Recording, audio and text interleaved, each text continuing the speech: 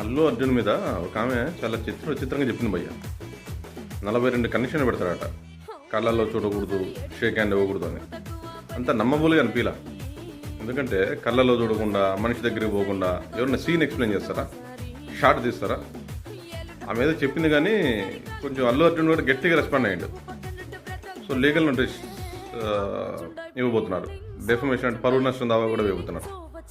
ఆమె ఎందుకు అట్లా చెప్పిందో ఏమో ఆమెకే తెలియాలి. అంటే పబ్లిసిటీ పిచ్చా లేకపోతే ఇంకేమన్నా? ఒక స్టారు, ఐకానిక్ స్టారు, కోట్ల మంది అభిమానిస్తున్నారు, అద్భుతమైన సినిమాలు తీస్తున్నాడు.